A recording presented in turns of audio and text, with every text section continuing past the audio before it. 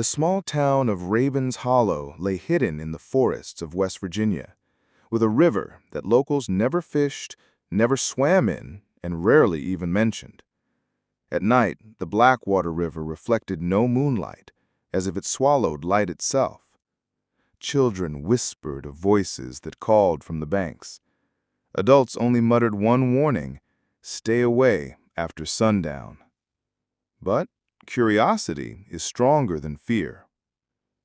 It was the first weekend of October, and 4 college friends, Ethan, Lisa, Mark, and Jenna, drove into Raven Hollow for a short camping trip.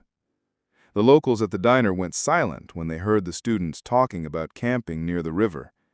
An old man, his hands shaking from age, leaned over and whispered, "That river don't carry water, it carries souls.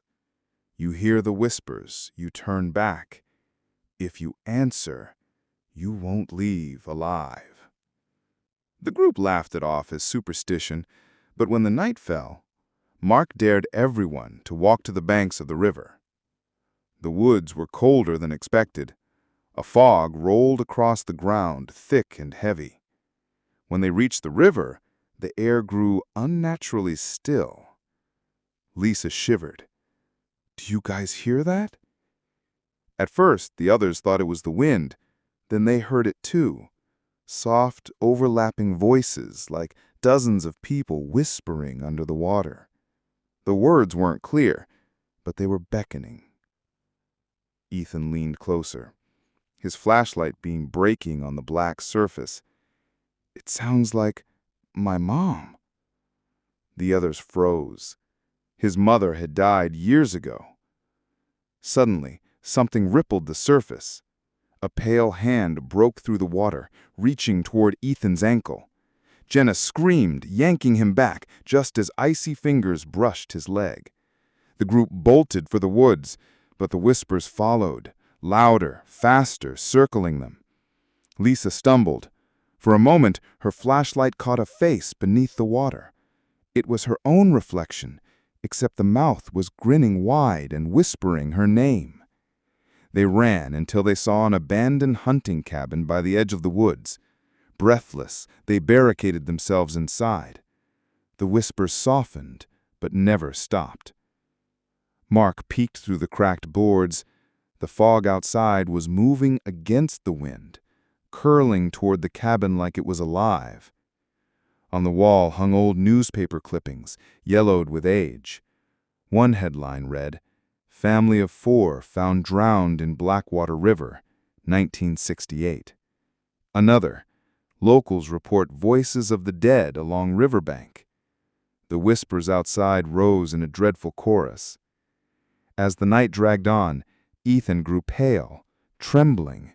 His voice dropped into a low murmur, echoing the whispers. Lisa grabbed his shoulders. "Stop, Ethan! You're scaring us!"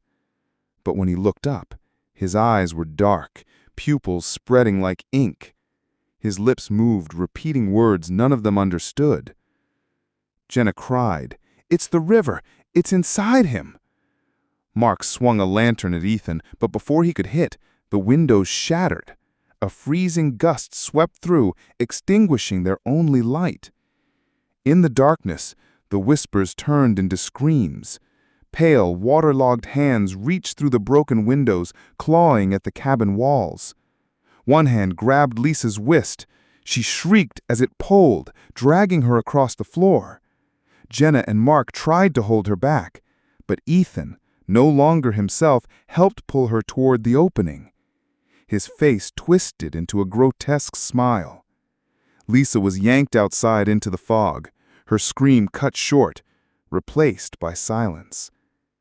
Mark and Jenna fled into the woods, the ground squelching beneath them, as if the forest itself was soaked in water. Behind them, Ethan's voice carried through the trees, layered with 100 others.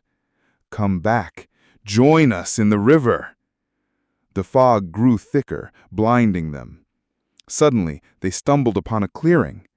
In the center was the Blackwater River itself, impossibly close, as if the woods had rearranged to trap them. The surface rippled.